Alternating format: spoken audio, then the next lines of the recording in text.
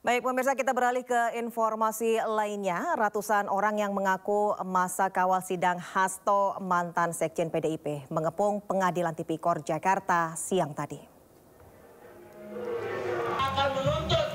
Ratusan masa kawal sidang Hasto mulai memadati jalan raya di depan Pengadilan Tipikor untuk mengawal jalannya persidangan mantan Sekjen PDIP tersebut.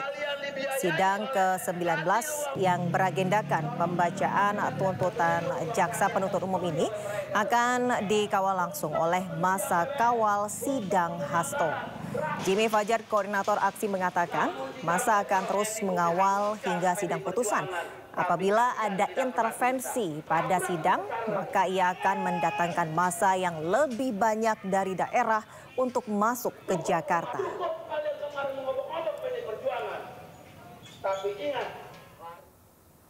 Pemirsa, Sekjen Partai Demokrasi Indonesia PDIP Hasto Kristianto dituntut 7 tahun penjara.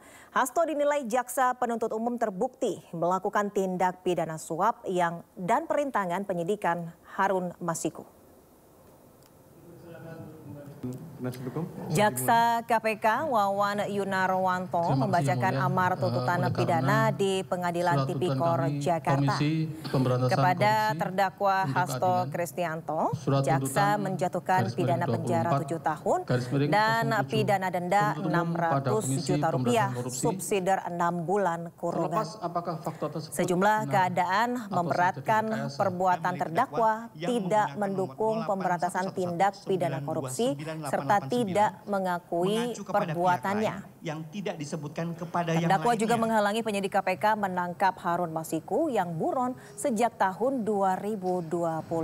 Baik, terima kasih yang terdakwa Hasto juga terbukti menyuap mantan komisioner KPU Wahyu Setiawan $57.350 Singapura, setara Rp600 juta. Sebagai kader PDIP, Wahyu mengurus penetapan pergantian antar waktu anggota DPR periode 2019 hingga 2024 Harun Masiku. Menjatuhkan pidana terhadap terdakwa Hasto Kristianto dengan pidana penjara selama 7 tahun dan pidana denda sebesar Rp600 juta, subsidiar pidana kurungan pengganti selama 6 bulan. 4. Menetapkan masa penahanan yang telah dijalani oleh terdakwa dikurangkan seluruhnya dari pidana yang dijatuhkan. 6. Menetapkan agar terdakwa tetap berada dalam tahanan.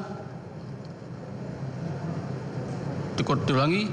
5. Menetapkan agar terdakwa tetap berada dalam tahanan. 6. Menetapkan barang bukti berupa barang bukti nomor 1 sampai dengan nomor 205 digunakan dalam perkara atas nama Harun Masiku. 7. Menetapkan agar terdakwa membayar biaya perkara sebesar Rp7.500.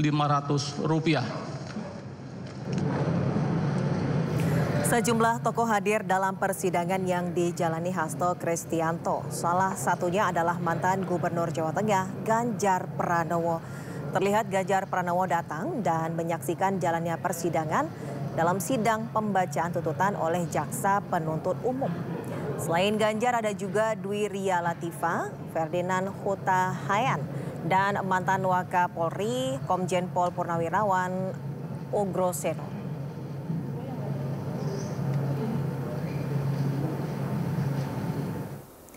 Sementara itu, dalam sidang tuntutan, jaksa penuntut umum menjelaskan bahwa Hasto sudah terbukti melakukan perintangan dan berupaya menyembunyikan bukti-bukti dalam melacak Harun Masiku. Bahwa dalam melakukan perbuatan pidana, terdakwa melibatkan orang-orang di sekitarnya, yaitu Kusnadi, staf kesekretariatan pada DPP PDIP yang sehari-hari tugasnya melekat pada terdakwa, dan Nur Hasan, tenaga pengamanan atau security pada kantor DPP PDIP.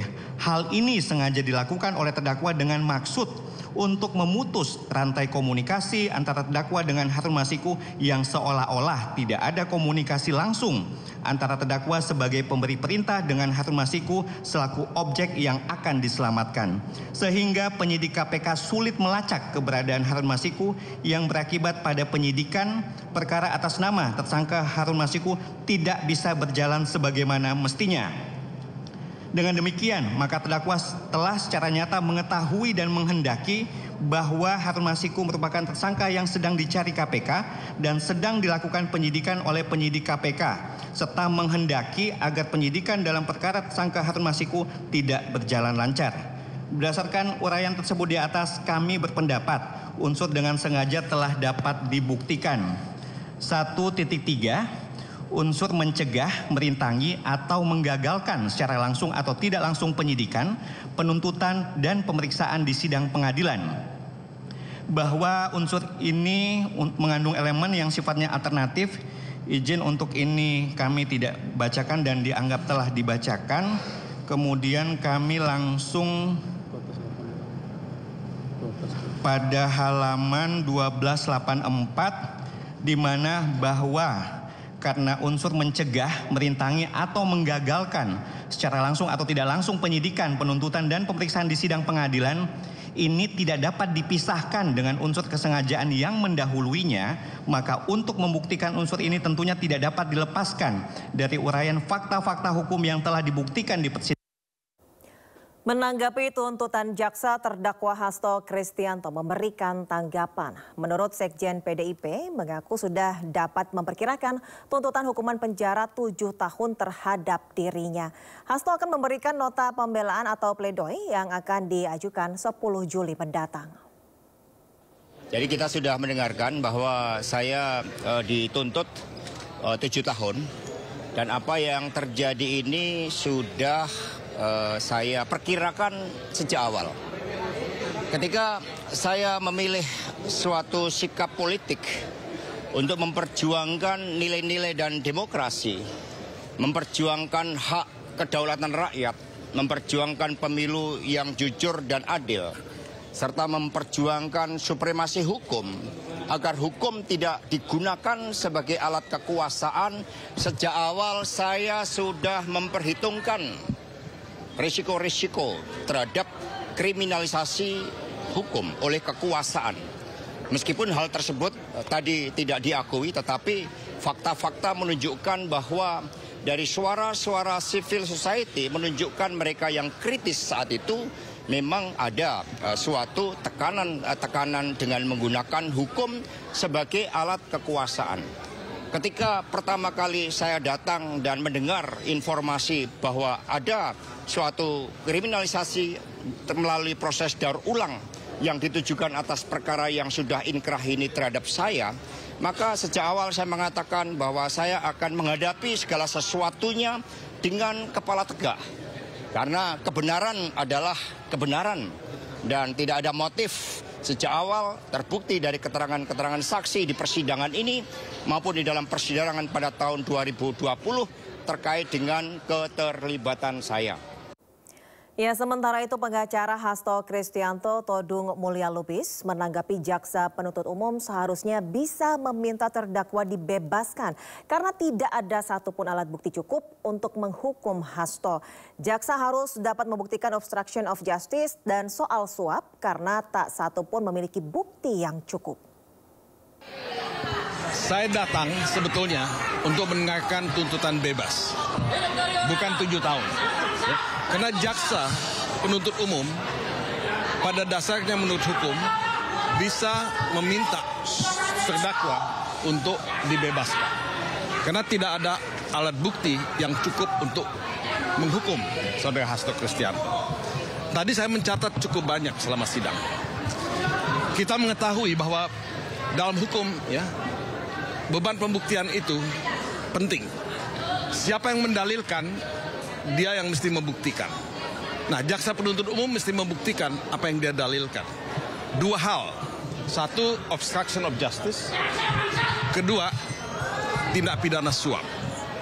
Nah, kita mendengarkan dengan teliti dan seksama bahwa uraian mengenai obstruction of justice itu sama sekali ya tidak punya dasar yang kuat. Ya, tidak ada bukti-bukti yang kuat. Sehingga ini seperti omon-omon gitu. Omon-omon yang dilakukan oleh jaksa penuntut umum tanpa mempertimbangkan bukti-bukti yang ada. Ini adalah perkara politik yang dikriminalkan. Ya, ini adalah kriminalisasi politik.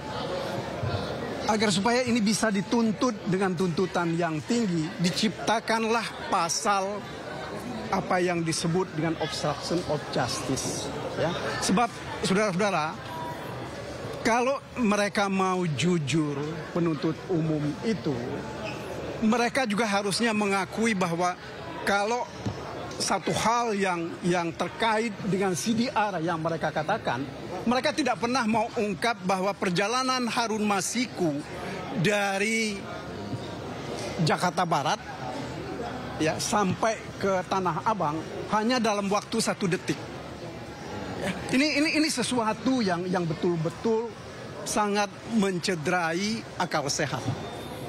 Ya, tetapi hal seperti inilah yang mereka gunakan, bahwa CDR itulah yang mereka gunakan untuk membuktikan bahwa ada kejahatan yang dilakukan oleh Pak Hasto. Apa masuk akal seorang sekretaris jenderal menalangi uang untuk seorang calon? Masuk akal nggak? Tidak. Hah? Tidak. Pernah ada seorang sekretaris jenderal partai nalangin duit? Nggak masuk akal secara logika, ya. Karena kesulitan untuk membuktikan perkara suap, maka masuk pasal 21. Perintangan penyidikan katanya, ya. Kalau kita mau lihat perintangan penyidikan apa, kita ini hari ini tegak, ya. Itu karena penyidikannya jalan. Itu karena apa? Berkasnya sampai ke pengadilan. Itu karena apa? Karena persidangannya sukses, lancar kan? Pertanyaannya ke ibu bapak, yang mana merintangi persidangan? Tidak ada. Yang mana yang merintangi penuntutan? Tidak ada. Apalagi yang mana merintangi penyidikan? Ya. Jadi pesan tuntutan oleh penuntut umum hari ini jelas. 1.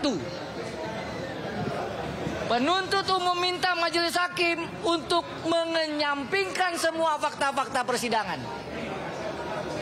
Penuntut umum minta kepada masyarakat tutup mata dengan fakta-fakta persidangan. Kalau begitu, tidak lain kita masih berharap satu lagi nih ujiannya ada pada majelis hakim. Ya, kita beralih ke informasi selanjutnya. Pemirsa, tim penyidik KPK membongkar paksa rumah Kepala Dinas PUPR Sumatera Utara Topan Ginting tersangka korupsi proyek pembangunan jalan. Sebelumnya penggeledahan di rumah tersangka terhambat karena gerbang dan pintu rumah terkunci.